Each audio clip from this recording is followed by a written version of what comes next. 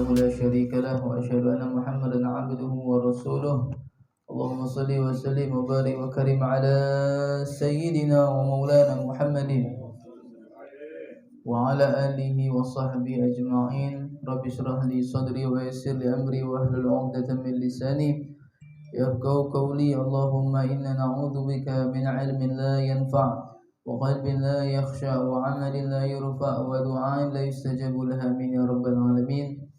Ma'asyiral hadirin wal ikhwan wal aba yang dirahmati oleh Allah Subhanahu wa taala. Alhamdulillah, bersyukur kembali kepada Allah Subhanahu wa taala atas segala nikmat yang Allah berikan kepada kita semua, sehingga di waktu yang penuh keberkahan ini Allah Subhanahu wa taala kumpulkan kita kembali dalam rangka menghadiri majlis ta'lim Darussalam.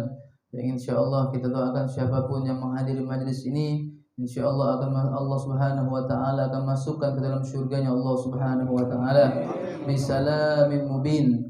Siapapun yang hadir di majlis ini, Allah Subhanahu wa taala panjangkan umurnya dalam taat kepada Allah. Yang punya hajat Allah kabulkan hajatnya, tidak mati kecuali dalam keadaan husnul khatimah. Amin ya rabbal alamin. Hadirin yang dirahmati oleh Allah Subhanahu wa taala, kembali kita membaca daripada kitab Fiqih Taqriratus Sadidah. Sampailah kita masuk ke dalam bab mubtilatus shalah, pembahasan masalah bab hal-hal yang membatalkan salat. Kalau di kitab ini yang tertulis hanya ada 3 perkara yang membatalkan salat. Tapi kalau kitab-kitab yang lain ada yang mengatakan 8, ada yang mengatakan 10, tapi tetap di kitab ini 3 itu kayak ditafsir, diperinci, jadi tetap banyak juga. Baik. Bismillahirrahmanirrahim. Al-awwal tabdulus shalah bil hadath. Yang pertama yaitu adalah batal yang salat itu dengan hadas. Baik itu hadas kecil ataupun hadas besar. Anna shalat tabdulu bil hadath asghar aw akbar walau sahwan walau min faqid tahurin.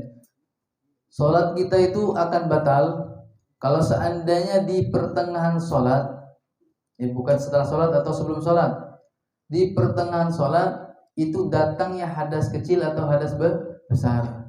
Mohon maaf, ketika pertengahan salat misal dia tadi kentut, batal. Itu salah satu contoh hadas kecil. Kemudian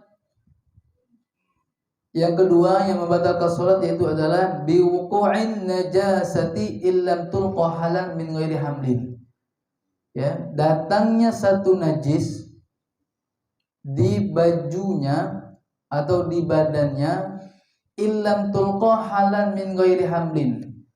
Kalau seandainya ketika najis tadi datang, kita tidak cepat-cepat untuk langsung membersihkan najis tersebut. Contoh, ketika sholat, di pertengahan sholat atau tai cicak nyampak di baju kita.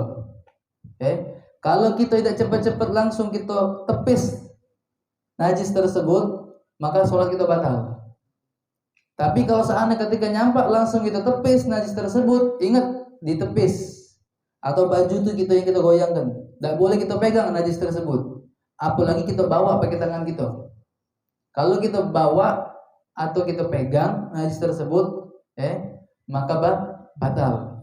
Tapi dengan cara apa? Ditepis najis tersebut atau bajunya yang kita goyangkan biar najis tersebut nyampak.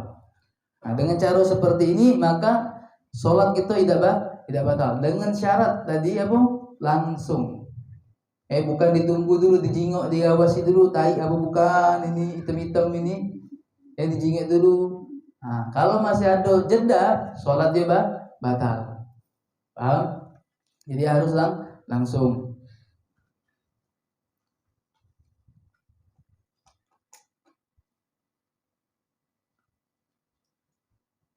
Yang ketiga yang membatalkan sholat yaitu adalah al-inkisyaful aurah illam tustar halan. Kalau seandainya di tengah-tengah sholat aurat kita tersingkap, sewet kita misalnya, apa gamis kita tidak pakai daleman misalnya, lagi tengah-tengah sholat ada angin berbis kenceng, angin tadi seru, sarung tadi diangkat, Terjingoklah tadi aurat tadi. Tidak ditutup langsung maka batal sholatnya. Tapi kalau seandainya kita tutup langsung, cepat-cepat kita tutup, maka sholat kita tidak batal. Dengan syarat apa tadi? Langsung ditutup. Walaupun itu terbuka, walaupun. Yang pasti yang harus dilakukan oleh orang itu adalah menutup dengan secepat mungkin. Ketika aurat itu terbuka, langsung ditutup. Kemudian yang keempat, hal yang membatalkan sholat yaitu adalah an-nutqu biharfain aw harfin mufhiman amdan, yaitu berbicara baik dengan 2 kalimat. Kalau Imam Ibnu Hajar mengatakan batasnya 4 kalimat, Imam Romli mengatakan batasnya 6 kalimat sampai 6 kalimat, atau hanya dengan 1 huruf. Jangan ke kalimat, 1 huruf tapi huruf tersebut bermakna. Jadi kayak ada bapak-bapak bahasa Arab yang cuma 1 huruf tapi maknanya luas, bermakna. Anna sholata tabdulu aidan binaqtil musalli. Salat itu akan batal dengan adanya ucapan, berbicara seorang yang sedang salat wa huwa amidun, dan dia itu dengan sengaja melakukan hal tersebut. Ingat, kalau bahasa Indonesia salat itu langsung batal. Ini kita bicarakan adalah bahasa Arab. Kalau tuh sholat ngomong bahasa Indonesia, itu sholatnya langsung batal. Ini kalau seandainya dia ngomong bahasa Arab, itu dibatasi dengan berapa kalimat? 4 kalimat. 4 kalimat. Dia tahu nih, ini tidak boleh. Dia tahu ini haram. Tetap dilakukannya, maka batal secara mutlak walaupun tidak sampai 4 kalimat. Ini kita berbicara 4 kalimat ini kalau bagi wong yang tidak tahu atau dia lupa, tidak sadar terucap kalimat-kalimat, maka dibatasi oleh mazhab Syafi'i, terkhususnya Ibnu Hajar, itu sebanyak 4 kalimat. Misal contoh, ana akulu khubzan. Ini 3 kalimat. Ana, saya. Akulu, makan. Khubzan itu roti. Saya makan roti. 3 kalimat. Batal belum sholatnya? Belum batal kalau dia lupa ngomong itu. Kalau dia lupa atau dia tidak tahu bahwasanya berbicara dalam sholat itu hukumnya haram, membatalkan sholat, maka dibatasi sebanyak 4 kalimat. Lebih dari 4 kalimat sholatnya batal. Kalau ada orang tahu hukumnya dan dia sengaja melakukan hal tersebut, jangankan 4 kalimat, 1 huruf pun itu batal. Baik. Nah, apa bahasa Arab yang 1 huruf tapi bermakna? Contoh, di sini dicontohkan seperti kalimat qi, huruf qaf, tapi harakannya kasrah, qi. Apa artinya? Jagalah.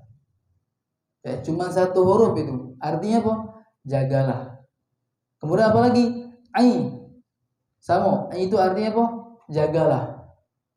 Ada lagi fi, huruf fa, tapi harakannya kasrah. Apa artinya? Tepatilah. Dari kalimat al-wafa, menepati janji. Fi itu artinya adalah tepatilah. Jadi kalau kita ngomong 1 huruf tapi bermakna, itu bisa membatalkan sholat walaupun hanya satu huruf. Fa illam yakun amidan bi an sabaqa lisanuhu aw kana jahlan bitahrim. Tapi kalau seandainya ada wong dia tidak tahu atau tidak sengaja, apa terceplos mulut tadi, terkejut, ngomonglah apa kalimat misalnya tadi, kemudian atau dia nih memang tidak ngerti dalam hukum tersebut, atau orang yang baru masuk Islam belum paham tentang hukum-hukum membatalkan sholat, atau dia hidup jauh daripada ulama, hidup di tengah-tengah hutan misalnya. Fa in kana ma qadaka bi qalilan wa huwa kalimat, maka kalau seandainya dia berucap tadi dibatasi 4 kalimat, maka tidak batal sholatnya. Tapi kalau seandainya lebih dari 4 kalimat, hukumnya batal.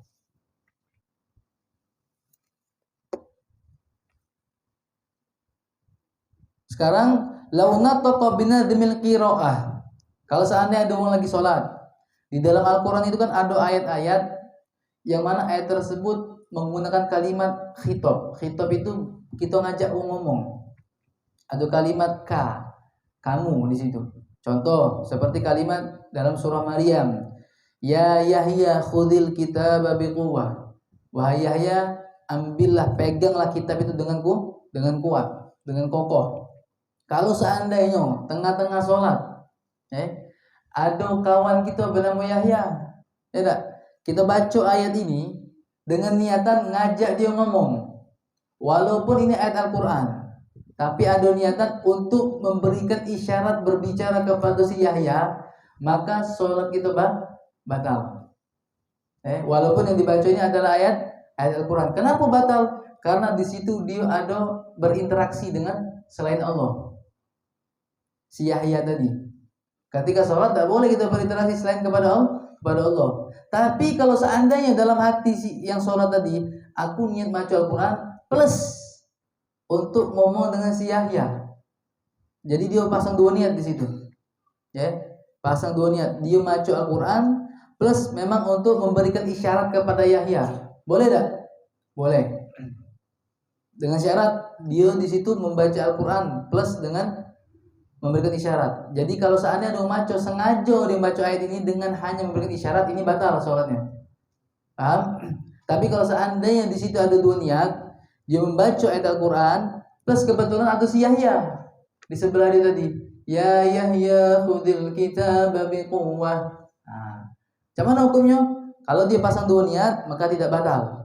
Tapi kalau hanya satu niat untuk memberikan isyarat berbicara kepada Yahya, maka hukum sholatnya batal. Atau seperti ayat lain, contoh, udkhuluha bisalamin aminin. Ada tamu misalnya, ngetok-ngetok, Assalamualaikum. Kita nih bingung, aku ini apa ayat? Masalah ayat ini tentang masalah apa? Masuklah, artinya nih, masuklah kalian. Nah, kalau seandainya kita dalam sholat, kita baca ayat ini, Assalamualaikum. Kita baca, udkhuluha, masuklah, artinya itu. Masuklah kamu, masuklah artinya itu. Masuklah. Kalau seandainya kita baca ini hanya dengan satu niat, hanya memberikan isyarat berbicara kepada orang yang di luar, hukumnya sholatnya batal. Sama macam tadi. Tapi kalau seandainya kebetulan di pertengahan membaca Al-Quran ada ayat ini, pas pula ada tamu di luar, maka hukum sholatnya tidak batal. Ya.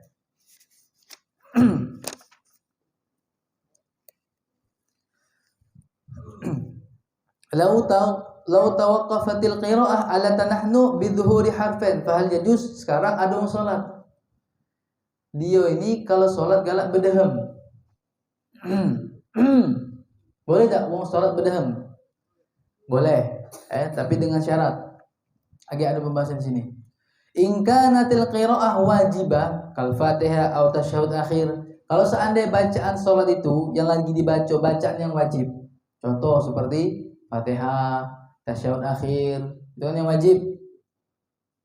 Kalau seandainya dia tidak berdehem, dia sulit untuk mengucapkan kalimat itu, maka tidak apa-apa dia berdehem. Tapi kalau seandainya yang sedang dibaca ini adalah bacaan-bacaan yang sunnah, bukan yang wajib, boleh dia berdehem dengan syarat tidak keluar dari mulutnya dua huruf. Misalnya dia terkeluar huruf kha misalnya. Nah, itu kan keluar tuh huruf kha. Kalau seandainya dua huruf keluar, maka hukum sholatnya batal. Ingat, kalau ini bacaan yang sunnah. Tapi kalau posisi bacaan yang lagi dibaca di bacaan wajib, seperti bacaan Fatihah, alhamdulillahirabbil alamin. Nah, pas macam Ar-Rahman ini cak saro. Ya, cak nyangkut itu, berdehem. Tak apa-apa. Kenapa? Bacaan wajib. Tapi kalau bacaan sunnah itu boleh berdehem dengan syarat tidak keluar dari mulutnya dua huruf.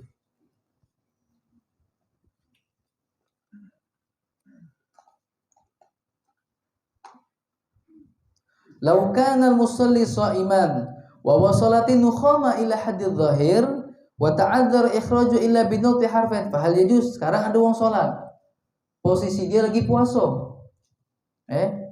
Kemudian di tengah-tengah salat ada lender yang sudah sampai di batas huruf kha.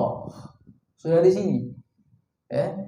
Kalau dalam salat itu ditelan batal. Batal kalau sudah lewat dari huruf kha.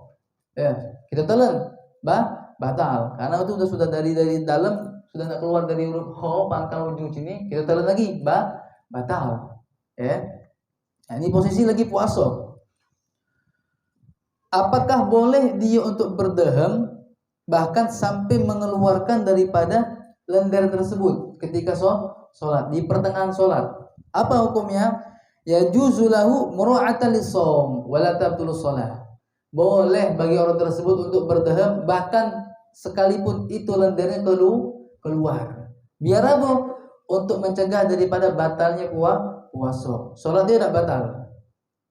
Tapi kalau seandainya lender tersebut ditelannya lagi, maka puasa dia batal.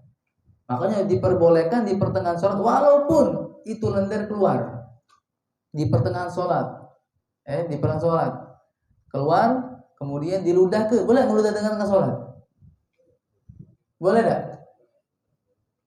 Wong jelas nengai, boleh tidak? Boleh. Tapi dengan syarat nguludahnya bukan menghadap kiblat dan bukan ke kanan, tapi ke kiri. Ini pun juga bukan kalau seandainya posisi darurat seperti tadi.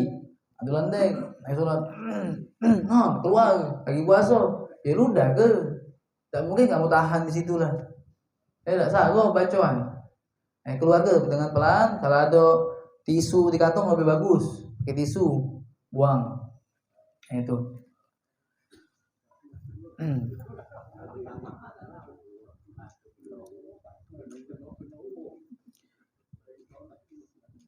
Sekarang laut tanah nahal imam. Kalau seandainya ada imam, dia berdaham.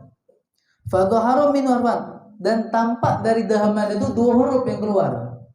Apakah wajib seorang makmum untuk niat berpisah dengan imam karena telah melakukan 2 huruf? Kalau 2 huruf kan batal berarti kan? La yajibu litimal udri, maka tidak wajib bagi makmum untuk niat berpisah dengan imam. Kenapa? Karena memang imam diberikan uzur walaupun tampak 2 huruf. Karena dia imam untuk melakukan takbir intiqad, misalnya dari tegak nak ruku, Allahu Akbar, kalau tak didahamkan ngecik sebagainya, makmum tidak kedengaran, makanya boleh dia tak apa-apa. Biar apa? Biar suara dia jelas, makmum kedengaran. Tak apa-apa. Kemudian yang membatalkan sholat yang berikutnya yaitu adalah al-mufattir amdan, makan dengan sengaja. Makan dengan sengaja walaupun sedikit, walaupun hanya sebiji apa paling kecil, tetap batal. Kalau lupa macam mana? Lupa boleh, tapi dengan syarat sedikit. Sedikit itu seperti apa? Dibatasi oleh para ulama seperti sekecil biji bukan biji bukan roti apa yang kita makan, wijen. Sekecil biji wijen, 1 butir biji wijen. Kalau lupa, jadi kalau kamu lagi tengah-tengah sholat, ada daging leket habis kondangan, jangan kamu telan. Ada ayam nyangkut, apa sisa-sisa nasi bekas kondangan itu, jangan ditelan, metu ke Pak. Kenapa? Batal sholat. Apalagi sengaja, batal. Yang lupa tadi batal. Itu pun dengan sekecil itu tetap batal. Apalagi dengan sengaja. Nah, jadi caranya macam mana? Dikeluar ke sisa-sisa daripada makanan tersebut. Nah, makanya puasa sama sholat beda.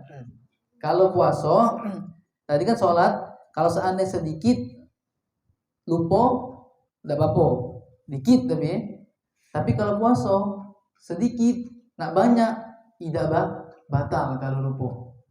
Itu bedanya puasa sama sholat. Kenapa ketika puasa nak banyak sekalipun dia tidak ada batal kalau lupa? Kenapa sholat walaupun hanya sedikit lupa itu batal? Kenapa? Bedanya Pak, ini perbedaannya.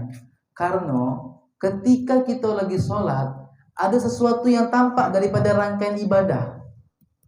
Wujud ibadah itu kejinguan. Kita ketika lagi sholat, cukup gerakan sholat itu mengingatkan kita, oh ya aku ini lagi sholat. Gerakan-gerakan sholat itu cukup untuk mengingatkan kita, oh aku lagi sholat. Tapi kalau kita puasa, jadi untuk lupa itu mungkin resiko dikit. Untuk uang lupa kalau lagi makan ketika sholat itu tidak mungkin gitu nah. Pas ingat tuh lah, aku lagi sholat, mana makan gitu nah. Baca itu dengan rokok, aku lagi sholat. Tapi kalau uang puasa, ngapa dia sekalipun banyak makan walaupun dengan keadaan lupa tidak batal puasanya, karena tidak kate wujudnya, tidak kate wujud bentuk ibadah itu tidak kate. Bahkan anak dewe pun kadang-kadang lupa kalau anak puasa. Tidak, benar tidak? Kita kadang-kadang kalau puasa sunnah, puasa Senin Kamis, kita kadang-kadang lupa kalau saat ini kita lagi puasa. Nah itu, karena tidak kate wujudnya, kita tidak bakal tahu. Misalnya, anak tidak bakal tahu Jimmy ini puasa kecuali anak nanya langsung. Jim, makan Jim. Apa mbak puasa anak? Oh puasa. Kan tidak tahu anak dia puasa tidak kalau dia ngomong. Tapi kalau sholat, dia tanpa ngomong anak tahu. Oh ruku, sholat berarti kawan. Ada sujud, sholat. Nah itu. Kenapa kalau puasa lupa, nak banyak nak dikit tidak batal. Tapi kalau sholat sedikit dia batal, apalagi banyak. Itu alasannya.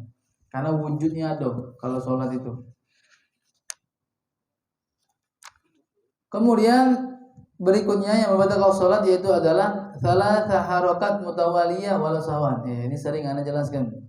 Bergeraknya anggota badan kita dengan gerakan berturut-turut.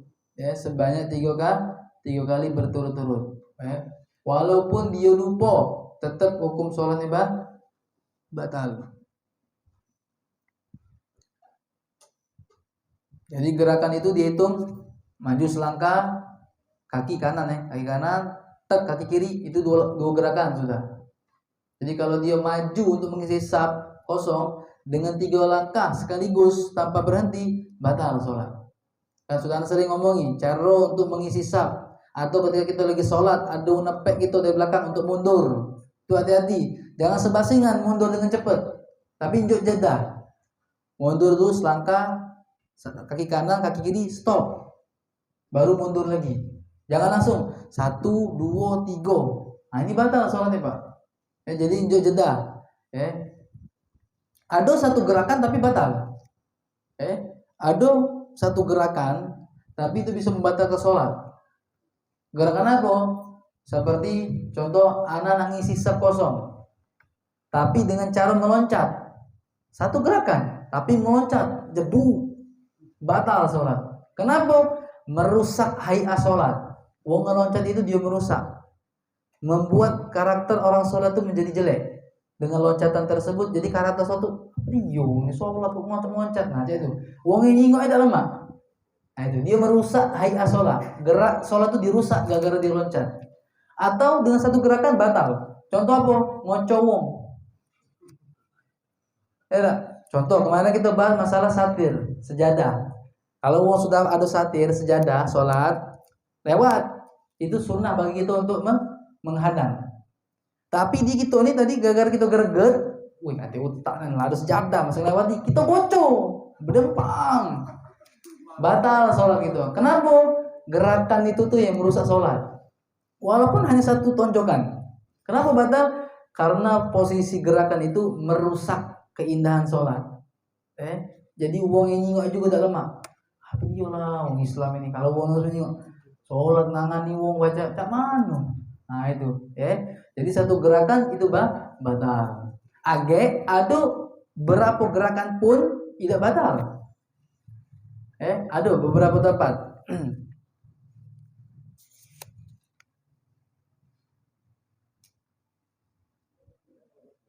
Kalau seandainya kita bergerak, sekecil apapun gerakan tersebut, tapi dengan niat dengan niat main-main, maka sholat itu menjadi batal.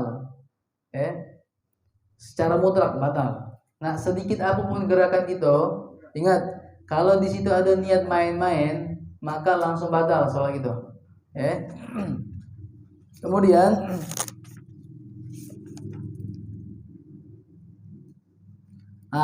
yang ketiga, yang selanjutnya, kalau seandainya ada wong, dia baru masang niat Pak, masang niat untuk melakukan gerakan 3 gerakan sekaligus, tapi dia niat baru, dia niat. Ketika dia melangkahkan atau berbuat satu langkahan itu, yang langkah pertama, walaupun belum 3 langkah, sholat dia batal. Paham? Dia niat, aku nak bergerak langsung 3 langkah sekaligus. Niat nih. Baru 1 langkah, sholat dia langsung batal. Kenapa batal? Karena dia sudah masang niat untuk melaksanakan 3 gerakan sekaligus. Maka sholat dia ketika dilakukan hal tersebut otomatis batal, walaupun baru 1 langkah. Kemudian, nah ini kata tadi, gerakan yang banyak secara berturut-turut tapi tidak membatalkan sholat. Kapan? Pertama, idza kanatil harakah bil a'dha' al khafifah wa hiya majmu'ah fi qawli ba'dihim. Nah, ini sering juga Anda jelaskan. Ketika kita menggerakkan satu anggota badan yang ringan, yang tidak membatalkan sholat, contoh seperti apa? Jari. Kita gerakkanlah 1000 kali gerakan, maka tidak batal. 1000 kali gerakan jari ini tidak akan membatalkan sholat. Kemudian yang kedua, idza kanat bi ghairi ikhtiyar. Kalau seandainya bukan karena kepengenan dia dewek, contoh ada wong sholat tapi lagi musim dingin di kutub utara misalnya, kita nih wong Indonesia, tiba-tiba berangkat honeymoon ke kutub utara, dingin luar biasa, lagi di tengah-tengah sholat subuh, gemeter badan nih, bergeraknya lo badan nih, tapi kan bukan karena keinginan gitu, bergerak ribuan gerakan misalnya, menggigil, ini tidak batal sholatnya. Kenapa? Karena bukan dari keinginan dia, artinya tidak sengaja. Kemudian yang ketiga, idza kana mubtalan bi jarbin walau bi ghadil sabra anil haq. Ada wong salat, tapi maaf, dia punya penyakit gatelan. Gatel. Lagi tengah-tengah salat tak kuat gatel, begaru. Gatel luar biasa, tak pacak ditahan gatel ini. Maka dia diberikan uzur oleh syariat. Boleh dia menggerakkan misalnya gatel di belakang, salah dia kan, acak inian gerakan. Nah, 3 gerakan lebih maka hukumnya tidak batal. Kenapa? Karena gatel yang sangat luar biasa itu termasuk uzur dalam sholat, di dalam bab pergerakan ini. Termasuk uzur di dalam sholat. Artinya kalau kita bergaruk memang tidak kuat lagi, menimbulkan 3 gerakan berturut-turut, maka sholat kita tidak batal. Kemudian yang keempat, kapan gerakan banyak tidak batal? Idza kanat fi sholati syadil khauf. Ketika sholat di pertengahan peperangan. Jadi dulu sahabat ketika berperang berkecamuk itu tetap sholat. Jadi ada namanya sholatul qital namanya. Sholat dalam posisi perang. Jadi yang depan saf pertama itu takbiratul ihram. Saf kedua dia rukuk masih. Dia rukuk ngesai ke saf ketiga kayak sujud. Tapi yang saf paling depan ini dia memperpanjang gerakan berdirinya. Baca ayat yang banyak. Untuk apa? Untuk menjaga saf-saf yang di belakang. Nah, ketika musuh nyerang, cak mana? Diem apa? Tidak. Nah, di situlah kita boleh bergerak. Tang 3 gerakan lebih. Nah, 1000 gerakan tak masalah. Itu saking wajib sholat, Pak. Ketika dalam posisi perang tetap wajib sholat. Kita yang tak perang meninggal ke sholatnya. Kawan kita di Palestina seharusnya mati. Nah, sholat susah. Nak ngazan biasa harus mati. Jadi kita bersyukur yang di Indonesia ini masih lemah ibadah. Jangan kalah ibadah kita dengan orang sana. Ngajinya, sholatnya kita dalam keadaan nyaman, aman, tentram. Tanpa ada gangguan, tanpa mendengar suara berdentum-dentum bom-bom tak hati. Jadi jangan sampai ibadah kita ini kalah sama mereka. Malu bagi di akhirat. Itu jadi yang keempat. Kemudian sekarang hal yang membatalkan sholat yang selanjutnya yaitu adalah ziyadatin ruknin fi'lin amdan, menambah rukun fi'li, rukun gerakan secara sengaja. Sudah 4 rakaat, nambah dia, lebih banyak, lebih afdol katanya. Ibadah dengan cara apa itu? Semakin banyak sujud, semakin banyak pahala. Dari mana ilmu itu? Semakin banyak tegaknya, tegak lagi, semakin banyak pahala. Tidak. Jangan ibadah dengan hawa nafsu, tapi ibadah dengan ilmu. Banyak orang ibadah dengan hawa nafsu, ini contohnya. Tidak dilandasi dengan ilmu. Segala sesuatu ibadah tanpa ilmu maka tertolak, tak bakal diterima.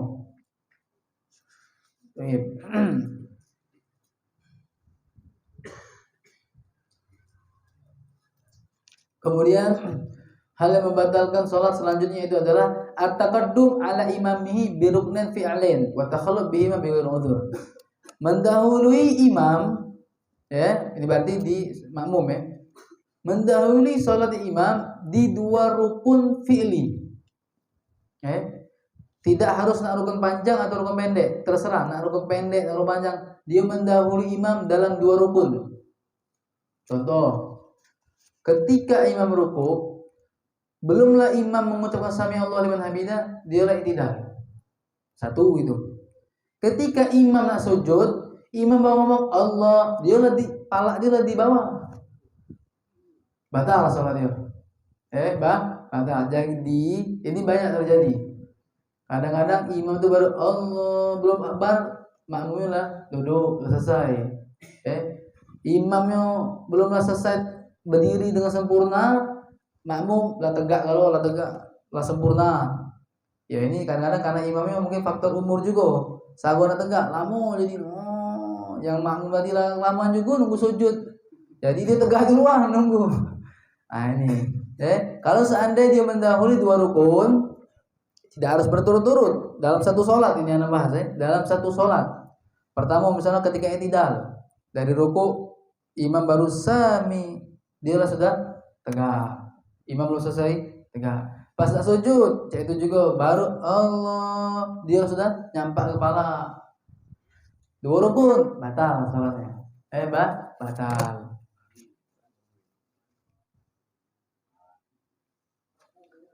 Oh iya.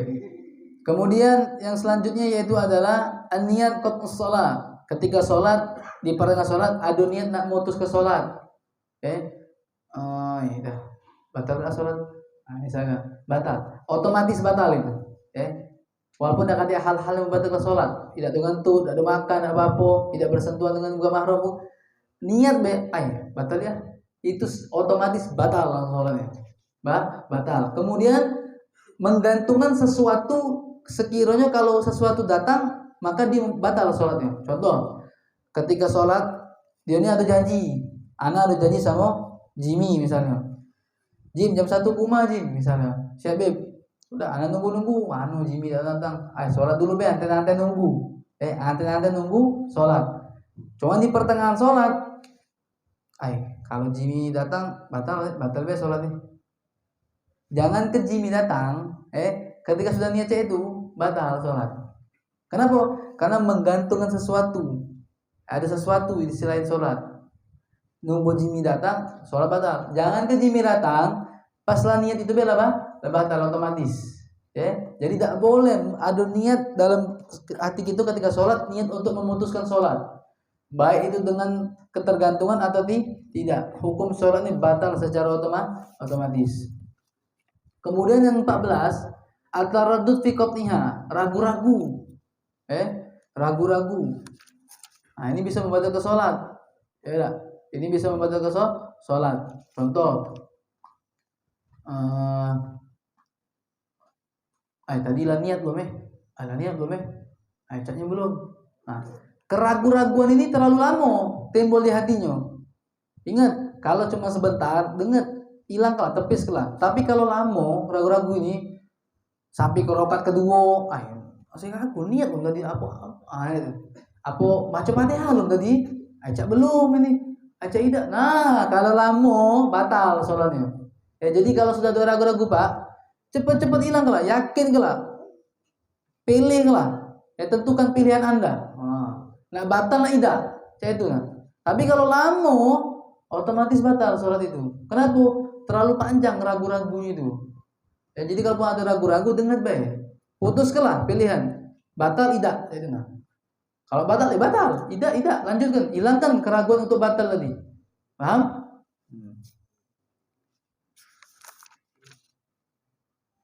Kemudian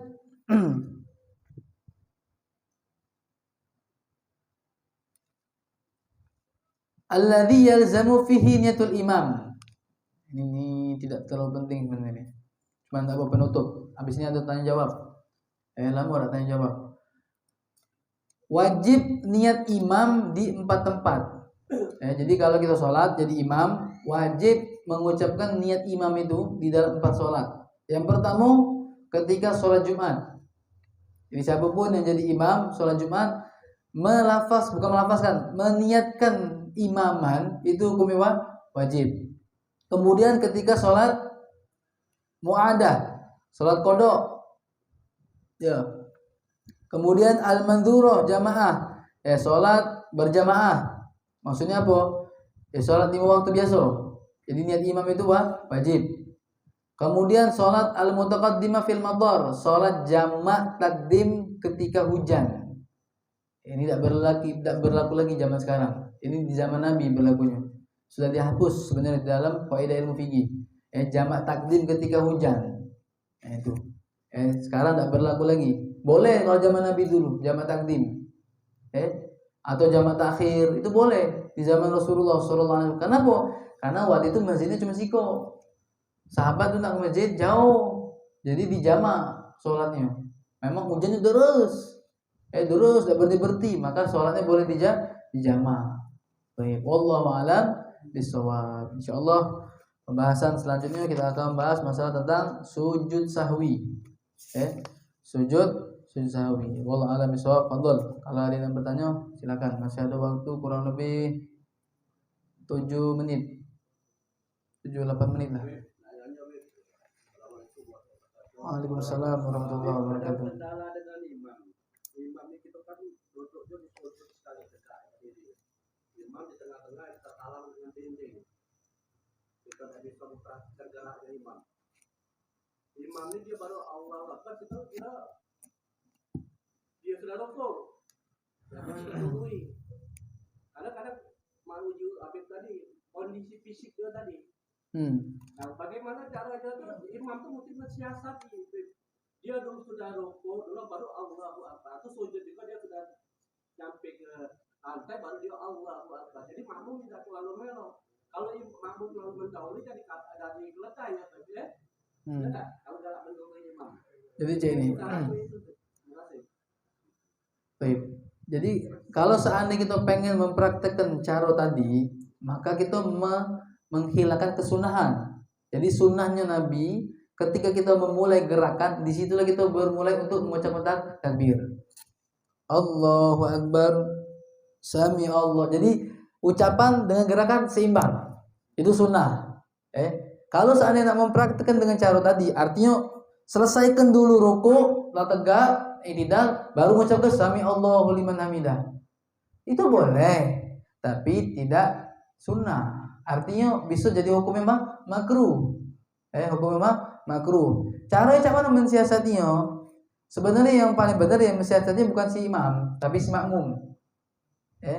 Tungguin imamnya. Itu cara paling benar. Nah, kecuali posisi imam tadi karena faktor umur lah tuh, sago nak tegak lama tadi, mungkin di sini tidak masalah bagi si makmum untuk mendahului ketika dari sujud nak tegak. Kenapa?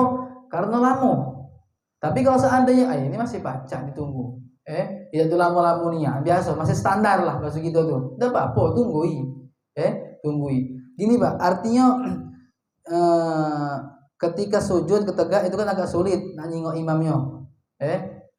Sulit kan? Tak mungkin kita ngintip tegak di kepala gitu, tak mungkin kan? Lucu pula itu kan. Ya artinya ya itulah tadi penting ilmu tadi sebenarnya. Yang jadi imam, yang jadi makmum, kalau dia punya ilmu dia ngerti kapan dia mengucapkan kalimat Allahu Akbar, Sami Allahu liman hamidah, Allahu Akbar, ngepaskannya. Jadi lemak sholat tuh. Ketika wong sama-sama berilmu tadi tuh.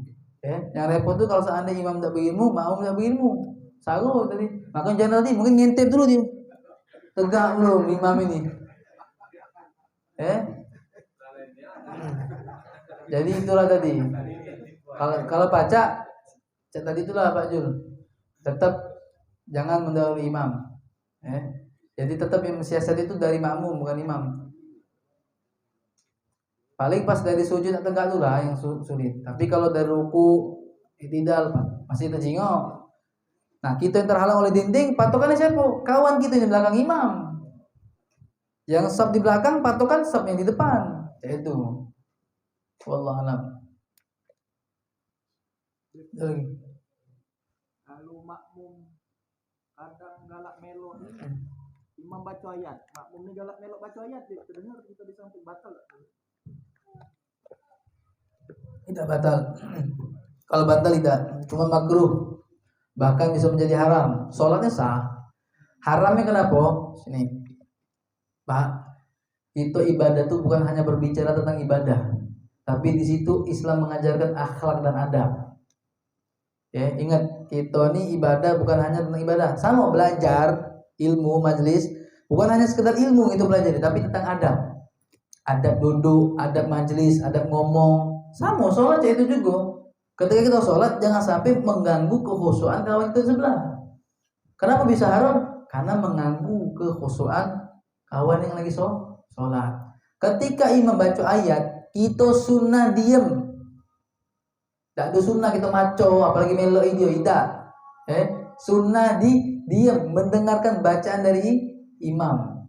Kecuali kita makmum tidak kedengaran imam maco, sholat paling saf belakang, tidak kedengaran imam maco apa, tidak jelas. Sunnah makmum maco. Sunnah si makmum ganti maco ayat. Kenapa? Karena dia tidak mampu untuk mendengar bacaan si imam. Tapi kalau dia sholat dan mendengarkan bacaan imam, dia sunnah untuk diam dan mendengarkan bacaan imam. Wallahu a'lam bishawab.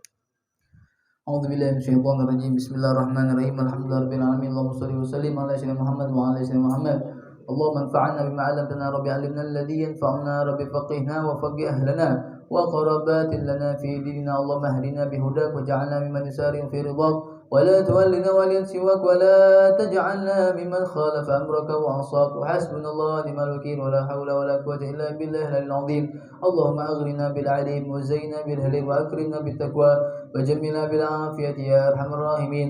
وسبحانك اللهم وبحمدك أشهد أن لا إله إلا أنت أستغفرك ونتوب إليك. سبحان ربك رب العزة عما يصفون وسلام على المرسلين والحمد لله رب العالمين. والعفو منكم ثم السلام عليكم ورحمة الله وبركاته.